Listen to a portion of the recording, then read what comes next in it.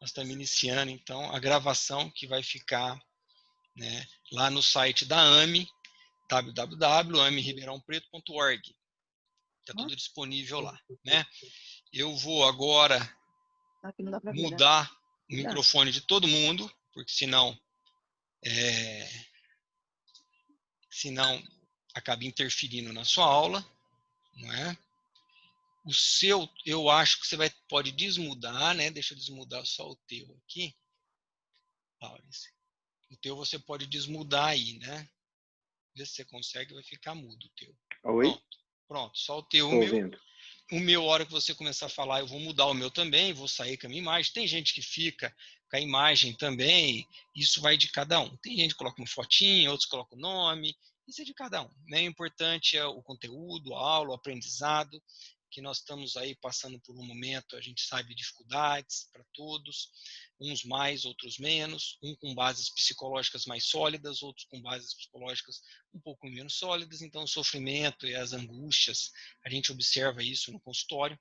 Eu não sei em Uberlândia, mas nas últimas 3 semanas aqui em Ribeirão Preto eu tenho atendido muito caso de Covid. Nós tivemos uma abertura por 2 semanas e após isso realmente aumentou muito. Hoje mesmo foram 2 casos, né? E assim a gente está vendo isso numa rotina muito grande. Os hospitais realmente chegaram num ápice e é que a gente tem que fazer e aprender com tudo isso. Eu não acho, momento nenhum, eu parei de trabalhar, não acho desesperador em nenhum momento, é só fazer as profilaxias, cuidar da higiene e a gente seguir o nosso caminho, cada um seguindo o seu. Mas, queira ou não queira, essa pandemia colocou a gente mais em momentos de reflexões, que é realmente o que é a vida, os objetivos. Hoje nós vamos falar sobre serenidade no decorrer do nosso caminho da vida. Será que nós estamos fazendo a nossa vida um pouquinho mais serena, um pouquinho mais perturbada, tumultuosa? Isso é nós que fazemos por cada um de nós. Né? Então, acho que as lives vêm muito a acrescentar aqui para todos nós. Agora é com você, Laura. Obrigado mais uma vez.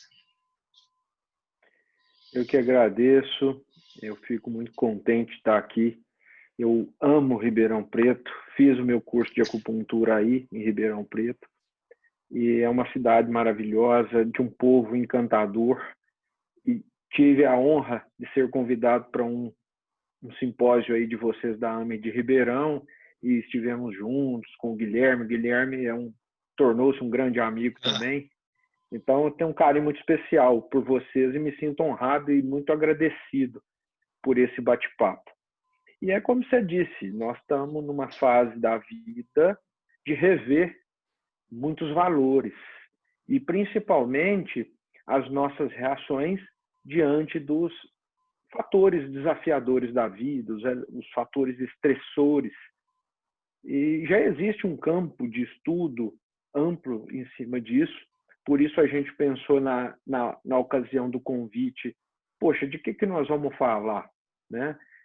E nada melhor do que falar do que está precisando. E o que está precisando para toda a humanidade, não é só para o nosso país, é de serenidade. Essa serenidade que vai ser construída numa base racional, não é em cima de uma apatia ou de um movimento de inércia. A gente tem que continuar ativos, como estamos aqui, por exemplo, mas mantendo a serenidade diante da necessidade do isolamento, diante da necessidade de evitar o contato com pessoas, muitas delas queridas. Então, achei que, poxa, que tema nós vamos propor? Buscando a serenidade. Eu confesso, Tácito, que depois de alguns dias eu fui começar a preparar a aula, né? Não vou chamar de aula, não, vou chamar de bate-papo. E eu falei assim, ai meu Deus do céu, por que eu fui falar isso? De onde eu tirei esse tema? Eu não costumo falar muito disso, eu falo às vezes assim de outras coisas, né? Mas eu penso que deve ter tido uma inspiração, né? A gente acredita que nada é por acaso. Então, vamos junto. É um estudo, pessoal. Provavelmente alguma coisa que eu possa às vezes falar aqui, por não ser a minha área de domínio direta, eu posso trocar alguma coisinha ou outra e vocês me ajudam aí. Então, eu vou compartilhar minha tela, porque está tudo preparadinho. Então, aqui. Então, está tudo preparado aqui para a gente nesse PowerPoint. Vou minimizar um pouco para a gente ver melhor. Qualquer coisa que você que tiver de problema, por favor, me sinalize, tá, Tácito? Bom, serenidade, ela é um processo de conquista e por isso a gente se propõe a dizer que não vamos ensinar e fazer com que todos nós aqui tenhamos serenidade, mas sim apontar alguns caminhos para a nossa serenidade e também, como sendo um evento da Associação Médico Espírita de Ribeirão Preto, nós médicos, psicólogos, terapeutas de várias natureza, precisamos propor aos nossos pacientes ou construir recursos para que os nossos pacientes encontrem a serenidade. Essa é a nossa função, esse é o sacerdócio de quem lida com saúde. Então, essa serenidade, é importante termos em mente que não pressupõe a ausência de problemas ou diminuição da importância dos problemas, e sim uma atitude consciente, ativa, proativa, em direção ao enfrentamento, ao coping, à transcendência desses problemas de uma forma resolutiva. E aí são vários os caminhos, a gente vai falar aqui de algumas ideias. Claro que existem infinitas possibilidades para cada um, e isso deve ser bem individualizado. Deixa eu ver se eu consigo passar. Acho que eu vou ter que passar assim.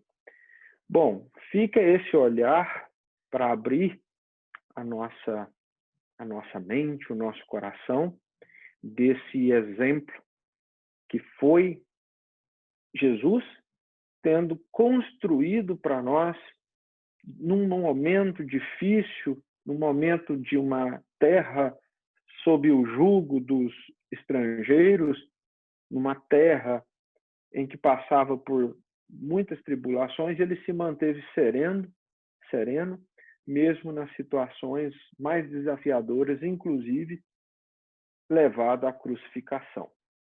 Então, esse é o guia, na verdade. Se a gente conseguisse segui-lo ao pé da letra, com certeza não haveria necessidade de falarmos sobre isso aqui. Se a gente for olhar nos dicionários, a gente vai encontrar que serenidade é o sentimento daquilo que está tranquilo, manso, suave. E vem do latim serenos, daí originando o termo serenitas e, então, serenidade. Então, isso a gente já sabe, a gente já sente. Quando até ouve a palavra serenidade, a gente imagina uma situação de calma, de tranquilidade diante das situações. Ter serenidade é expressar suavidade nas ações, mesmo diante das situações adversas e de conflitos. Isso é importante que a gente saiba diferenciar a serenidade, essa paz, essa tranquilidade diante dessas situações de indiferença. Porque, às vezes, a situação, o agente estressor, eu não me importo com ele. Eu não dou a mínima para a situação. E posso ter uma falsa aparência de serenidade, quando, na verdade, eu estou indiferente à situação. Ou, talvez, num ângulo mais patológico, eu posso estar doente, eu posso estar apático e hiporresponsivo aos eventos estressores, né? Isso a gente vai perceber, por exemplo, nas situações de depressão com catatonia, onde a pessoa já não reage mais aos agentes estressores como deveria. Então, a serenidade pressupõe aceitação, receber o evento estressor, tolerar esse evento, não refutá-lo, não lutar contra ele, para estabelecer um caminho para chegar na resiliência. A resiliência, ela quer dizer o retorno à situação basal, o retorno ao momento de paz após o conflito. Essa capacidade de ser o que éramos antes do conflito é a resiliência. Tem uma campainha tocando. Deixa eu... Quando toca a campainha, Laura, é que o pessoal está entrando na sala. Ah, tá bom. Posso continuar? Pode continuar. Tranquilo. Desculpa. Bom, eu me baseei, e isso me chamou muito a atenção, essa necessidade de buscarmos respostas de relaxamento, buscarmos situações de paz e tranquilidade no estudador. E essa foi uma aula que eu assisti num curso que fiz, e eu gosto de colocar aqui para a gente ter uma ideia da dimensão que hoje tem essa proposta terapêutica anti-estresse. Então, a meditação, essa nova medicina, que a gente poderia dizer que é esse novo paradigma bio, psico, sócio-espiritual, e que tem na medicina mente-corpo o seu fulcro, ela está em todo lugar. E eu assisti essa aula lá num curso que eu fiz nos Estados Unidos, e eu tive a honra de conhecer esse psiquiatra, Gregory Frischwon.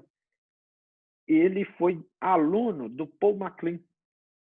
Quem é de associação médico-espírita ouve muito falar de Paul MacLean por conta da doutora Irvênia Prada, do doutor Décio, os autores do Cérebro Triuno, porque ele foi um marco que dividiu a neurociência, a neuropsicologia em dois momentos. Paul MacLean, ele trouxe a realidade do cérebro triuno para a medicina.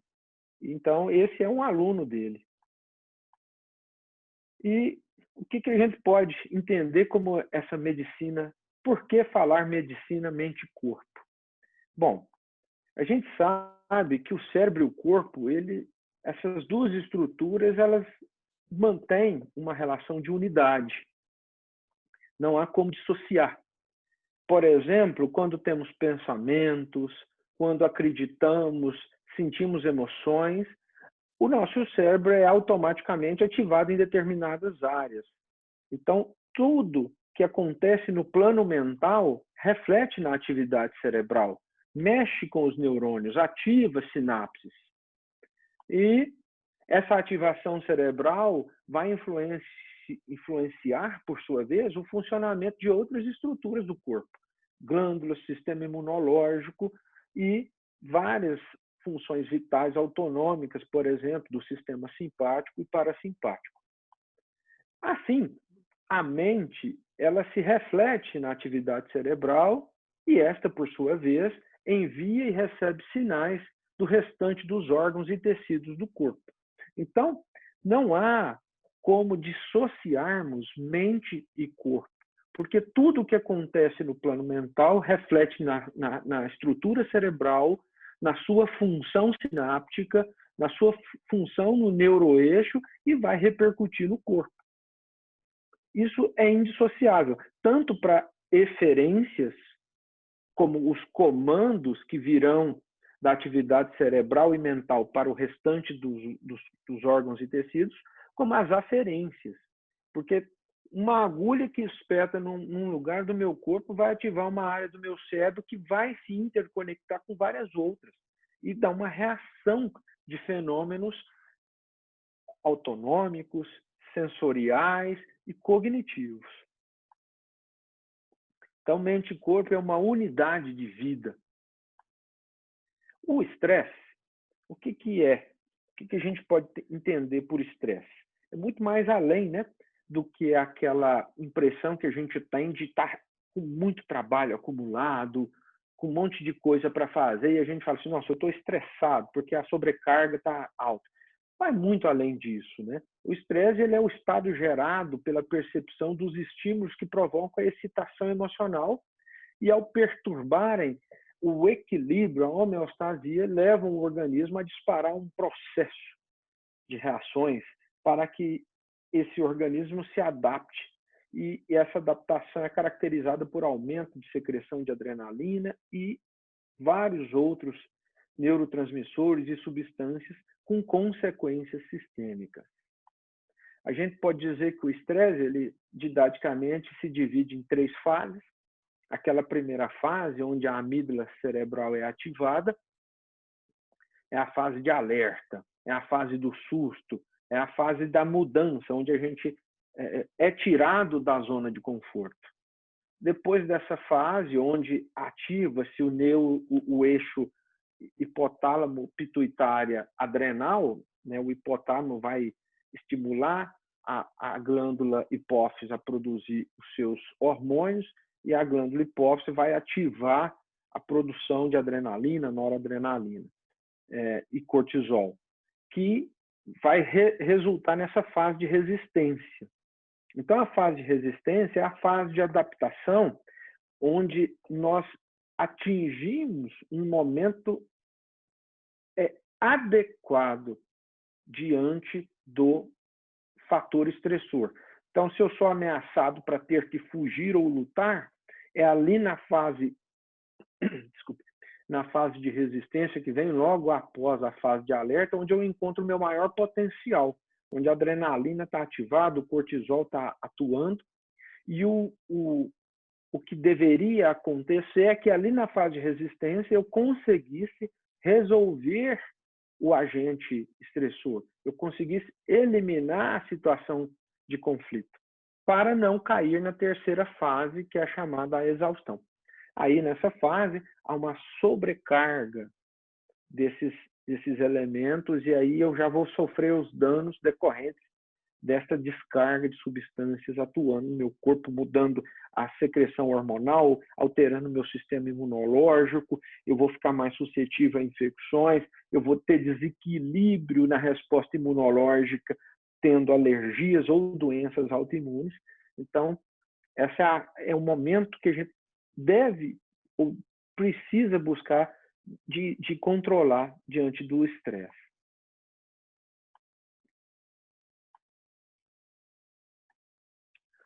Bom, alostase é uma palavra que, à semelhança de homeostase, que vai designar um equilíbrio, nós estamos em homeostase quando o nosso corpo está funcionando em equilíbrio. Todos os órgãos estão ali interagindo uns aos outros numa situação bem fisiológica. A alostase seria equiparada a esse equilíbrio, mas dentro de uma situação de estresse.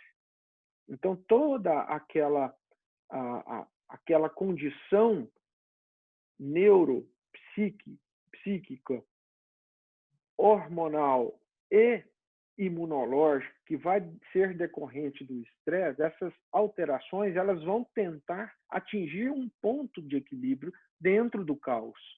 E aí nós vamos mudar um pouco esse termo de homeostase para alostase, que é a busca do equilíbrio do organismo diante dessas diferentes condições de ajustes, desde que essas novas condições possibilitem uma adaptação.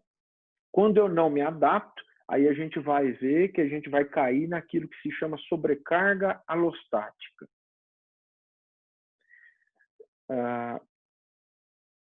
A demanda para o estabelecimento de uma nova condição de ajuste pode ser desencadeada por agentes internos, genéticos, neurais, hormonais ou externos, no ambiente, previsíveis ou não, como acontece nos casos de incidência de um agente estressor. Então, o que vai promover a alostase são eventos internos e externos. Então, imagine, é uma situação extremamente complexa. O equilíbrio dentro da alostase, após um evento estressor, é uma situação muito complexa e envolve vários mecanismos. Por isso que é interessante a gente pensar nisso quando a gente propõe, por exemplo, musicoterapia como tratamento. Um fator externo que vai ativar áreas do cérebro que vão nos ajudar a regular tudo aquilo que foi bagunçado diante do agente estressor. Ou eu proponho a quietude num ambiente de natureza, num ambiente rico em estímulos visuais positivos, ou dentro de um contexto de psicologia positiva, onde eu vou buscar paz em grupos que tentam promover esse alinhamento de harmonia, de compaixão, de amizade. Então, isso é importante porque a gente é muito sensível a tudo isso. Vale lembrar que o estresse psicossocial ele vai gerar dano celular, porque ele gera oxidação, ele gera uma perda da reserva mitocondrial e essa reserva mitocondrial, quando se esgota, leva à vulnerabilidade, a doenças. E aí basta a gente lembrar, por exemplo, do endotélio das coronárias, que vão sofrer por essa lesão mitocondrial, vai expor receptores ali, vai ativar a agregação plaquetária e o colesterol vai fazer mal, porque ele vai se juntar e formar essa placa de ateroma e gerar o infarto. Então, às vezes a gente acha, né, e isso está se falando muito, que o colesterol, coitado dele, não é o vilão. O vilão é a lesão endotelial que vai ali fazer toda uma reação em cadeia de eventos, né? E a gente, quando estuda a doença, a gente vê que é isso que acontece em várias situações. Nós temos uma associação de eventos que, quando juntos, fatores predisponentes com fatores desencadeantes, aí que a gente vai ter doença. E o estresse está na base de quase todas as doenças. Se a gente for olhar para o câncer, está lá o estresse. Se a gente for olhar para a dor, a medicina da dor fala demais em estresse, em ansiedade, e por aí vai. Ô, Tasso, você me puxa a orelha no tempo, por favor, que eu estou sem parâmetro. Não, pode ficar tranquilo. Quando a gente vai pensar em evolução do aparelho cerebral, a gente vai ver, por exemplo, que nos cérebros mais primitivos, o que estava envolvido na atividade cerebral, nas decisões, o que gerava estresse, era coisas que a gente tinha que evitar, como o predador, ou coisas que a gente tinha que buscar, como a presa. Na evolução, os mamíferos já vão aprender a separar e anexar. O cérebro se torna mais complexo. Então, aquilo que antes estava limitado a alimento e reprodução, vai ter um ganho que é a vida social, de anexar semelhantes que são importantes, uma vida de sociedade, uma vida que gera interdependência, né? Apesar de que em outras formas de vida mais inferiores aos mamíferos, a gente tem, lógico, esse sistema de vida social. E nos humanos a gente aprende a planejar o futuro. Quando na estrutura humana a gente tem essa necessidade básica para viver, se a gente se sente ameaçado ou vê alguma dessas estruturas irem embora, a gente vai desenvolver estresse com ansiedade, porque eu não sei o que vai acontecer, eu estou com a minha vida social ameaçada, eu estou com o meu alimento ameaçado, o meu status de equilíbrio basal está ameaçado e eu vou sentir medo. Ou se eu perco algo que é vital para mim, que é básico para mim, dentro da minha vida social, eu posso ter a depressão. Então, o estresse está lá. Estressores ambientais. Nós estamos hoje vivendo um estressor ambiental dos mais potentes da nossa geração, um vírus que não tem tratamento, que não tem vacina. Grandes eventos da vida geram estresse, trauma, abuso, etc.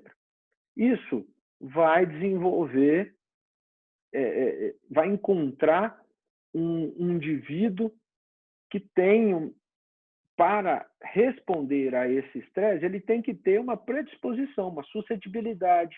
Isso vai variar de indivíduo para indivíduo. Vai depender da situação genética e vai depender de experiências pregressas da vida. Nós, dentro do espiritismo, vamos até atrever a dizer que vai depender também de memórias do inconsciente de vidas anteriores, de experiências pregressas, né? Os arquétipos. Então, eu posso ter um arquétipo coletivo, eu posso ter um arquétipo da minha vida atual, de traumas da infância, que vão me deixar mais suscetível ao estresse, ou eu posso ter genética para isso. E eu posso ainda ter mudanças epigenéticas nessas funções que vão gerar neuroplasticidade e vão me tornar ou mais ainda suscetível ou menos a esses agentes estressores. Isso vai resultar numa percepção do estresse que vai me levar à vigilância ou sensação de desamparo e eu vou fazer uma estratégia. E essa estratégia pode ser dentro de luta e fuga, numa vida moderna, numa vida de seres do Homo sapiens, eu posso descontar na dieta, em hábitos ruins como tabagismo, ou hábitos bons como os exercícios, uso de álcool e drogas, isolamento social. Então, essas respostas comportamentais que vão depender da percepção do estresse são muito variadas. Muitas vezes, a gente passa e percebe o estresse sem racionalizá-lo. A gente simplesmente vive o estresse e responde a ele, buscando o prazer, e por isso o álcool está sendo tão consumido. Outro dia um colega disse assim, nossa, uma empresa aí que vende vinho disse que subiu 200% ao número de vendas. O pessoal está descontando, está tentando aliviar estresse em algo que dá prazer. E se a gente faz uma análise, racionaliza, e os psicólogos vão chamar isso de ressignificação, quando eu vou mudando o significado dos agentes estressores com o uso da lógica, da educação, da razão, aí eu posso evitar esses comportamentos nocivos.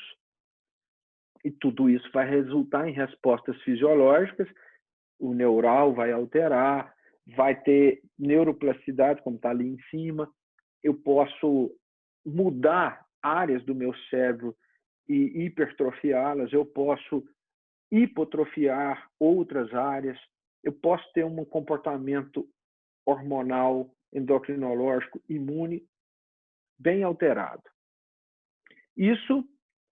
Essas respostas, elas vão compor a alostase. É nada mais, nada menos do que uma tentativa do organismo de se adaptar. Está produzindo mais cortisol, mas está produzindo na intenção de adaptação. Está produzindo mais interleucina 6, é inflamatório, é ruim, mas é uma tentativa de organizar a casa. Se essa alostase levar à adaptação, eu posso ficar dentro desse equilíbrio, dessa situação alterada, mas pelo menos equilibrada. Se o estresse se mantém, eu posso ter uma resposta desregulada a ele, e aí sim eu vou gerar doença. Esse é o caminho da psicossomatização. Então, eu saio lá de uma irritabilidade, de um luto mal digerido, de uma agressividade diante do meu chefe ou diante do coronavírus, e aí, se eu faço esse caminho e não o resolvo, eu vou lá para aquela fase de exaustão e vou adoecer. Interessante aqui esse trabalho do do Benno Rosendahl,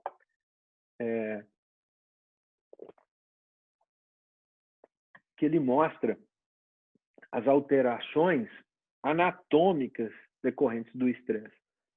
A amígdala é uma região do cérebro, a amígdala cerebral, do hipotálamo, muito importante nessa adaptação do estresse. Ela é que vai dar o start para todos os eventos cognitivos, conscientes, mas também autonômicos, que minha pressão vai subir, eu vou ficar taquicárdico diante da situação de estresse. A amígdala é fundamental. Se esse estresse persiste, a amígdala aumenta os dendritos, os neurônios da amígdala vão aumentar sua capacidade sináptica. Há alterações que vão levar a uma hiperresponsividade da amígdala. Então, eu vou chegando num ponto onde eu vou ficando tão hiperestimulado por conta dessa hiperresponsividade da amígdala, que coisas que antes, ou que pelo menos não deveriam causar irritabilidade, causar reações anômalas, elas vão passar a acontecer. Interessante isso, nessa neuroplasticidade negativa, o cérebro ele não vai escolher dele próprio o caminho. Isso é a mente que faz. Mas se a gente ensina para o nosso cérebro os maus caminhos, ele aprende e ele torna-se hipersensível. Isso acontece com a dor. Se eu fico sentindo dor muito tempo, a gente sabe muito bem que acontece aquela chamada síndrome de sensibilização central. Eu fico hiperresponsivo à dor e antes, pequenas coisinhas que não me incomodavam, aquelas inflamações que todo mundo tem. Tendinites, bursites, artrite, depois de certa idade, as alterações degenerativas e tal. Então, tudo isso normalmente não deveria doer, porque não atinge o limiar de dor. Mas se eu tenho uma dor mal resolvida e que dura muito tempo, uma enxaqueca, eu posso hiperestimular, causar neuroplasticidade e desenvolver uma sensibilização central. Isso acontece no estresse também. E o córtex pré-frontal medial, ele vai fazer o caminho inverso. Nós vamos ter uma atrofia de dendritos e uma diminuição da atividade nessa região. Então, vamos ter uma hiporresponsividade.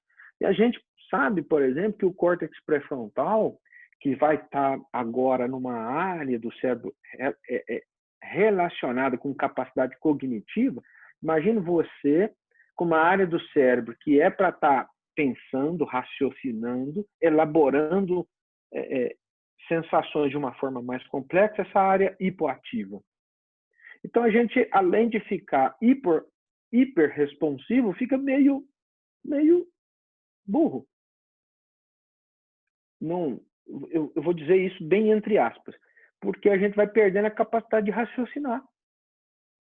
E o hipocampo, que vai ser responsável por guardar as memórias, ele vai também ter lesões, ele vai reduzir de volume, mas, para nossa sorte, são alterações da neuroplasticidade, que a maioria delas são reversíveis. Não está didático aqui, mas só o título: neuroinflamação neurogênica. Um evento gatilho, como uma infecção, como um problema ambiental, um evento doloroso, um estresse psicológico, vai gerar neuroinflamação. Então, a gente vai ter todas aquelas alterações no córtex, no sistema límbico, por conta de uma inflamação que vai acontecer em nível neuronal. E sem contar todas as situações que a gente vai ter no eixo, devido ao eixo hipotálamo, hipófise adrenal. Segundo Paul MacLean, a solução do estresse, lá da época onde ele estudava os mamíferos, ela está na aproximação, na anexação fraternal. Paul MacLean ele fala que a grande virada evolutiva dos seres vivos foi ali com os mamíferos porque a mãe passou a amamentar a sua cria, diferentemente dos outros que eliminavam a sua cria com o ovo e não tinha esse contato da cria vir ao peito, se nutrir. E essa anexação fraternal, essa anexação social dada pela amamentação nos mamíferos, trouxe para o cérebro essa evolução que vai agora ter uma certa diferenciação daquele cérebro primitivo do crocodilo, cérebro crocodiliano. Então, ele chama que nos mamíferos a gente vai ter uma tríade comportamental, que ela vai, por um lado, ter separação, estresse e choro. Esse choro... Eita! Faltou aqui no slide, mas eu agora, pior que eu esqueci o que vinha aqui. Mas, enfim, essa separação gera o estresse, esse estresse motiva uma ação e essa ação vai, quando anexado pela amamentação, gerar o alívio. Então, nós aprendemos, através da anexação fraternal na vida social, a buscar o alívio para as nossas separações, para o nosso, abre aspas, choro. Então, por isso que a nossa saúde e a inteligência em resolver as situações estressoras, elas estão evolutivamente ligadas ao convívio social, ao amor, a essa questão fraterna. Num momento de crise, a gente precisa se aproximar das pessoas, a gente precisa ter compaixão, a gente precisa acolher e ser acolhido. E aí o estresse diminui. Aqui é sobre o giro do símbolo, que é que ele vai fazer essa ligação do cognitivo com o irracional da amígdala.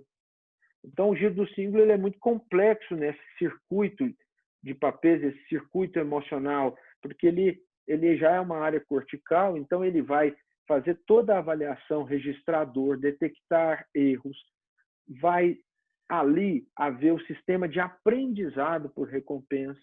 Então, eu vou evitando coisas porque eu vou aprendendo que eu encontro alívio, eu encontro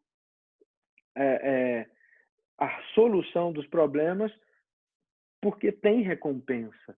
O sistema de recompensa, ele inclusive é dado por Jesus, né? Quando Jesus vai falar as bem-aventuranças, ele fala, bem-aventurados os humildes, porque entrarão no reino de Deus. Bem-aventurados os mansos, porque herdarão a terra. Então, as coisas elas têm sim que ter uma recompensa, tem que ter um objetivo. Vamos passar. Então, essa área é muito importante. Quando eu falei disso e usei esse slide, a gente estava falando de dor, e essa área é fundamental na questão emocional da dor, o córtex anterior do cíngulo, porque ele vai ligar estresse, dor e emoção. Então, isso é importante porque quando eu estou com o sistema já danificado, já prejudicado pelo estresse, eu posso ter uma hiperalgesia. Não porque os estímulos dolorosos são graves, mas porque a área que vai fazer mais ou menos a leitura dessas três coisas, ela é a mesma, que é o córtex anterior do cíngulo. Então, eu tenho emoções que vão serem decorrentes do estresse e que vão gerar dor. Inclusive, essa área tem receptor para opioide. Olha que bacana. Quando a gente toma lá os nossos tramal, codex da vida, esses opioides eles vão ali também tentar acalmar a dor e, por sua vez, diminuir o estresse.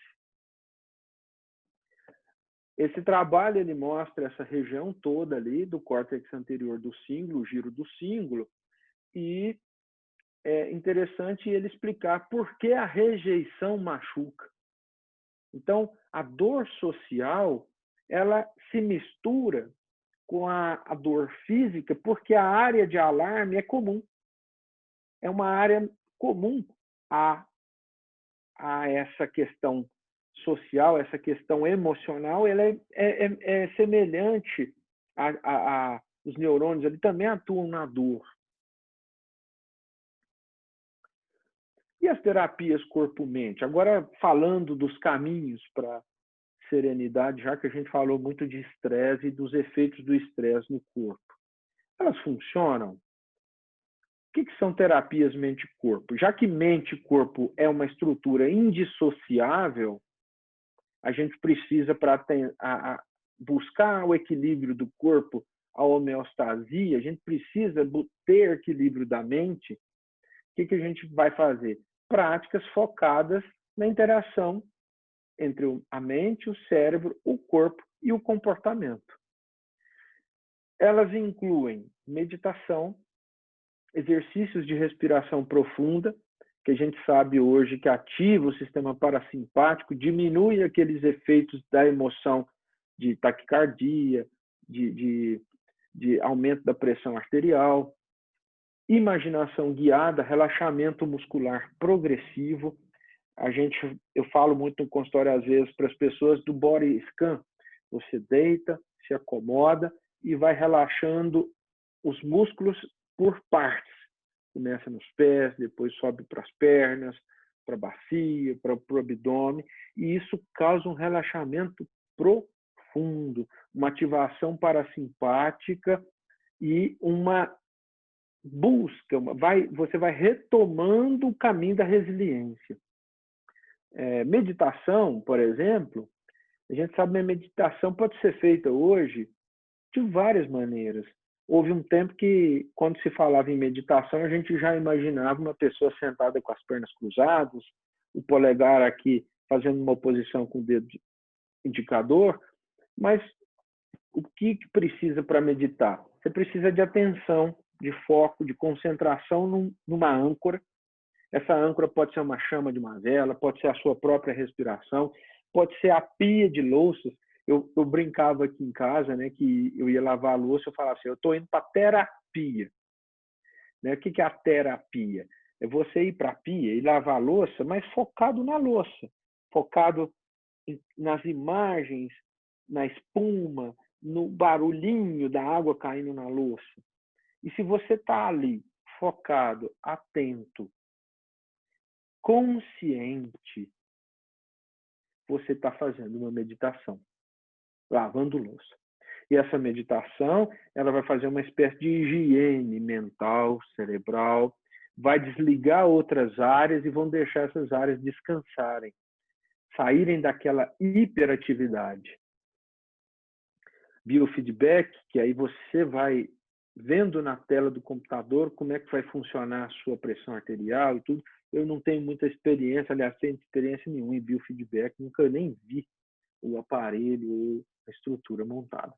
Hipnose, para a gente aprender certos comandos, né? A programação neurolinguística tem um pouco a ver também com a hipnose, para você dar starts dentro de você mesmo para você relaxar e acalmar.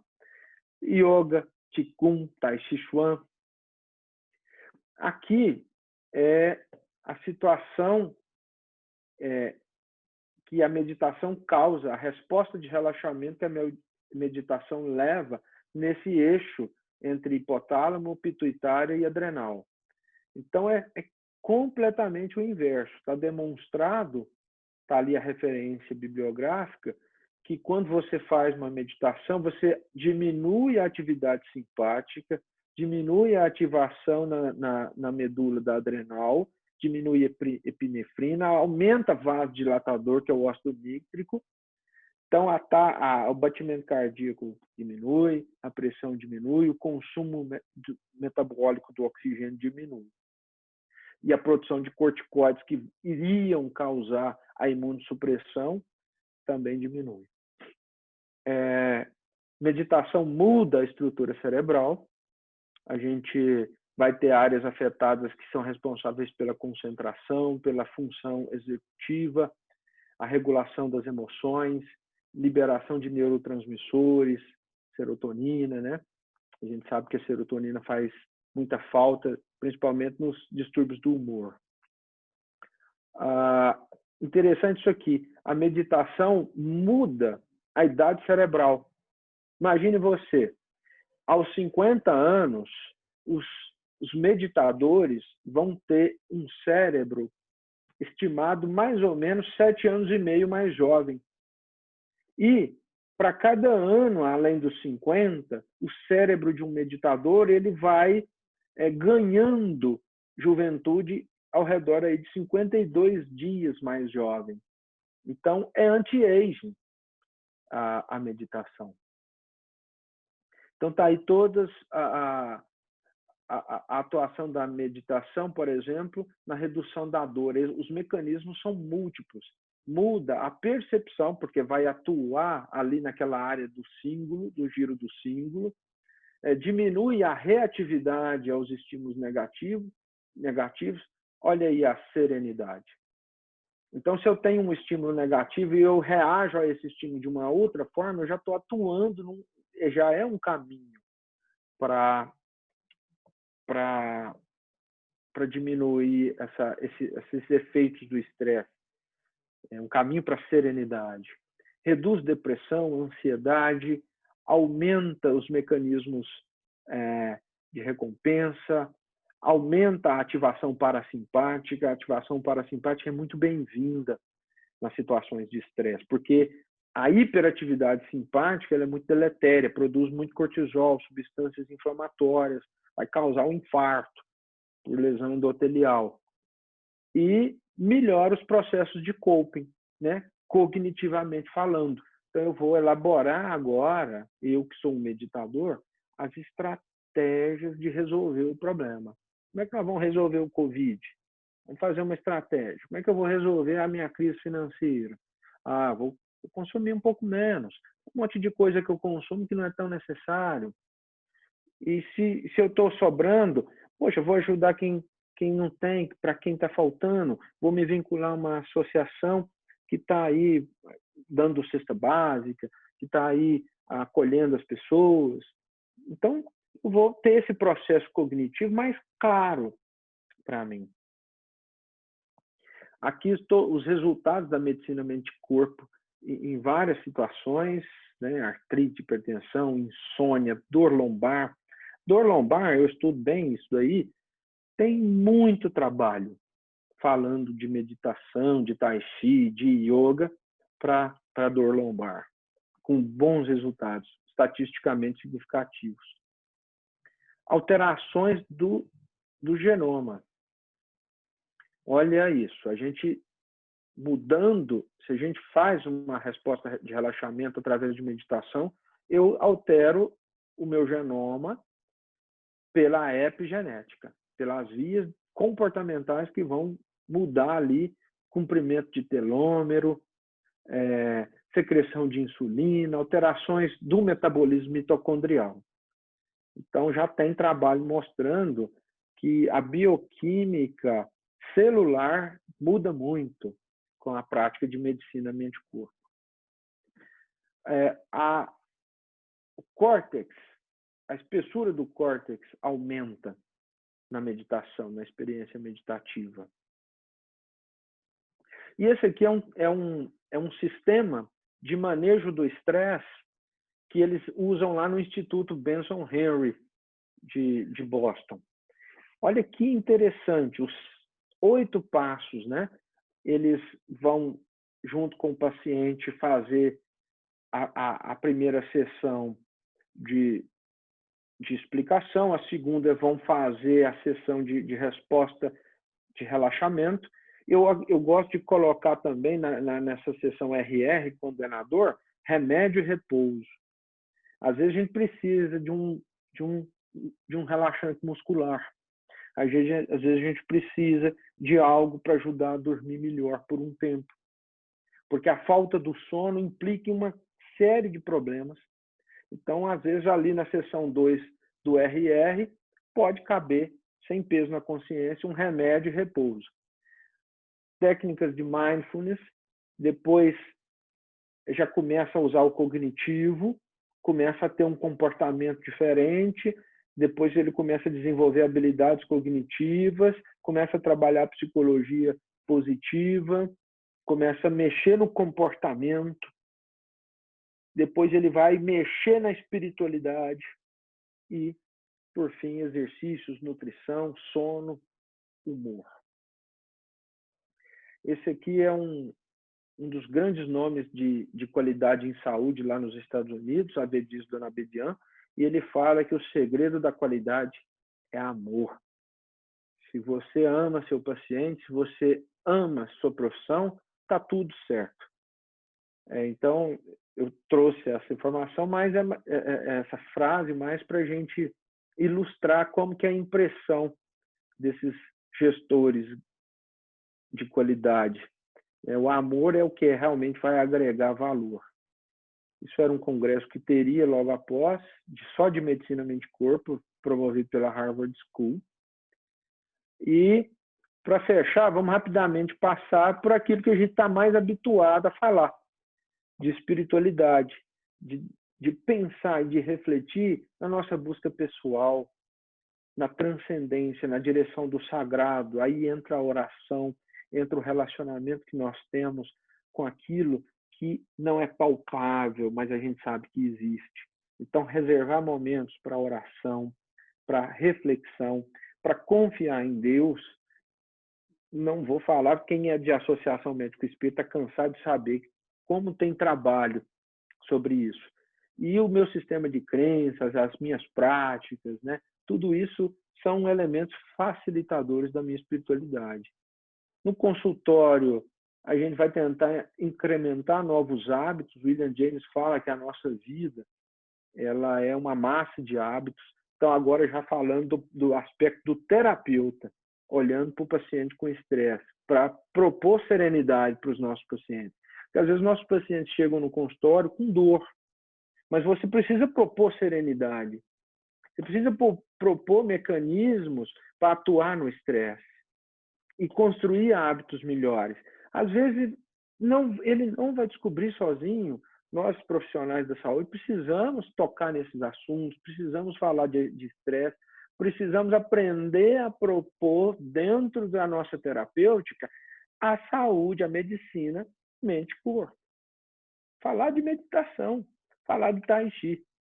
Eu não esqueço que um paciente com fascite plantar que eu tinha, eu falei para ele assim, olha, eu acho importante para você, porque ele estava obeso. Então, o calcanhar não estava aguentando tanto peso. Olha, eu acho importante para você fazer meditação para aliviar estresse. Ele riu alto, né? Mas a gente tem que insistir e falar disso, para tornar isso um hábito. Se ele ouve sobre meditação comigo, depois ele ouve com outro ortopedista, com o terceiro, com o quarto ortopedista, ele fala, poxa vida, esse negócio deve realmente ser importante. Estamos doentes? Está quase no fim, vou acelerar. Porque não sabemos amar, frase da doutora Marlene Nobre, no livro Uma Nova Medicina, mas essa citação é anterior a esse livro, mas eu encontrei nesse livro. Estamos doentes porque ainda não sabemos amar. Então, esse link de terapeuta, paciente, família, vai exigir de nós coragem, humildade para falar desses assuntos, para propor ação para os nossos pacientes. O Harry Koenig fala lá no livro dele, Espiritualidade no Cuidado do Paciente, como abordar isso, né? E não se limita a só escutar, você tem que ir além da escutatória, você tem que propor a história espiritual. Aí é mais para a turma da medicina mesmo, da psicoterapia, os inventários, né? O questionário FICA, que a gente, às vezes, deveria usar, né? Eu estou relaxado, aí não estou usando muito, que vai valorizar a fé, as crenças, a importância e a influência dessas crenças na doença, como que está a vida na comunidade e como endereçar essa espiritualidade. Então, a questão é estudar junto, educação. Eu gosto de fazer esse esquema aqui para os pacientes. Eu falo para ele assim, o seu psicológico vai influenciar no biológico. você vai ter problema imunológico, endócrino, se você continuar ansioso assim. Então, é importante uma vida social fraterna, um convívio amistoso, para que o seu psicológico faça aquela anexação fraterna proposta lá, descoberta por Paul MacLean nos mamíferos. E aí, seu psicológico estando legal, você vai ter o biológico mais controlado, e onde entra a religiosidade e a espiritualidade.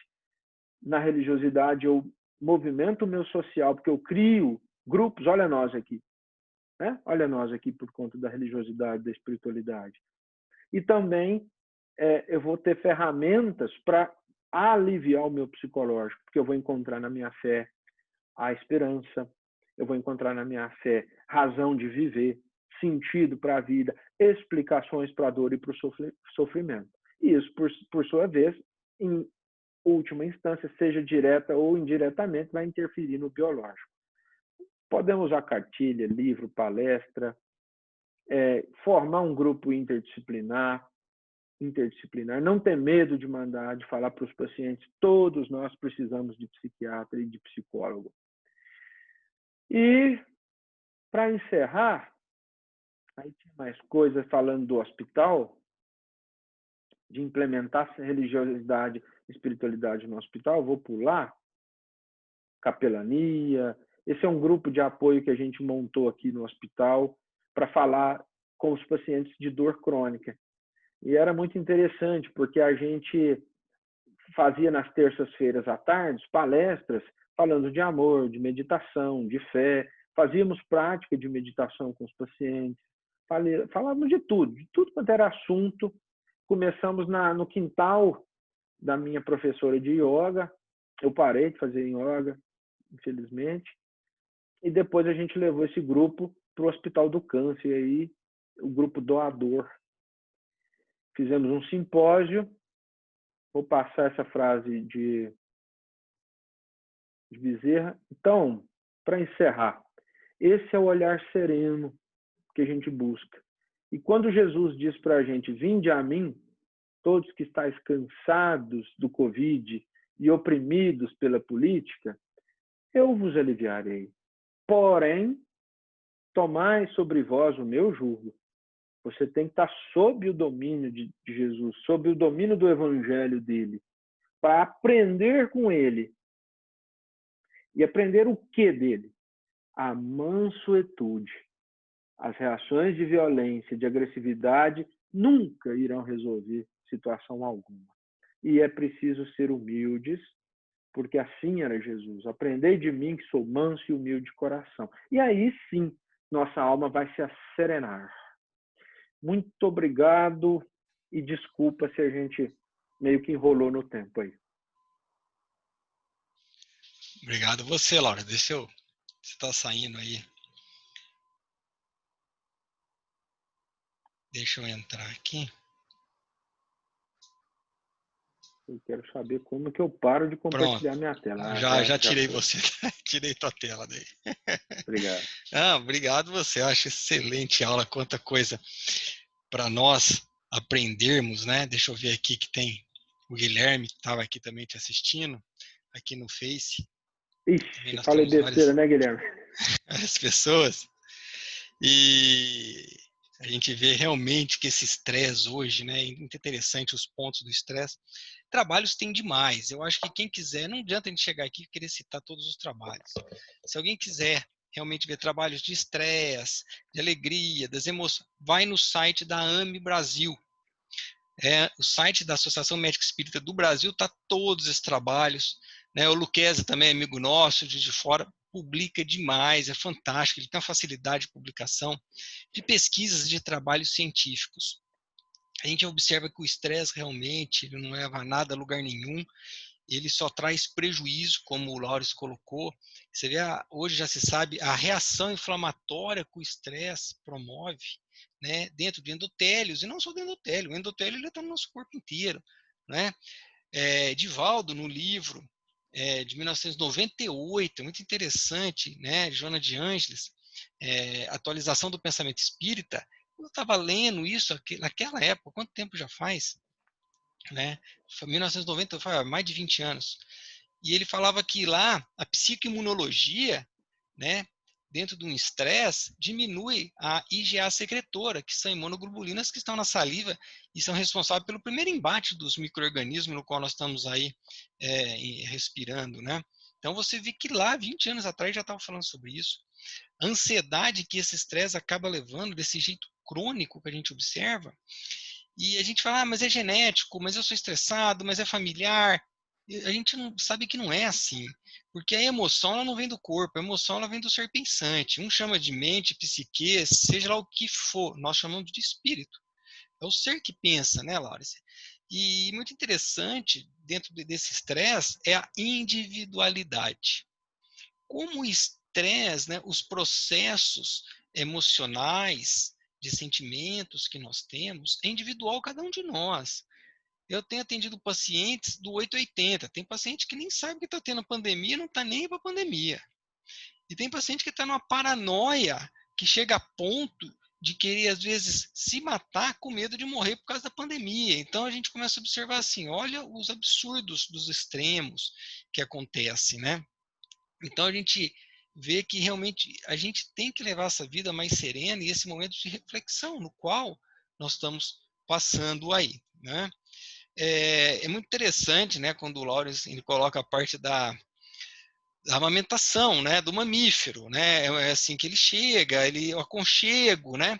E nós temos ainda não só mamífero, nós temos outro ponto positivo. Nós somos bípedes.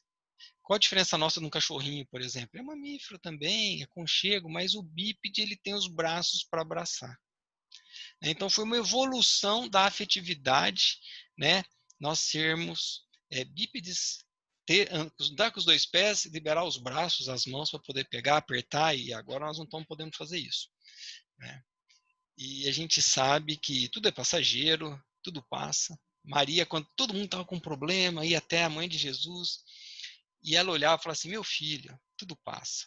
E Chico conta isso, né? Que Maria falava isso e o Chico também, calma, tudo passa. Então tudo vai passar, nós vamos continuar aí tocando as nossas vidas. Agradeço, Laura. Deixa eu ver se tem alguma pergunta aqui para você, pessoal agradecendo, excelente palestras, né? Aqui também no Face, todo mundo agradecendo, mais uma vez eu agradeço. Se alguém quiser perguntar, é só levantar a mãozinha na sala que eu abro aqui o microfone. Se não tiver perguntas, né, eu vou encerrar então aqui já via Facebook. Nós vamos parar a live, estamos gravando, vamos encerrar.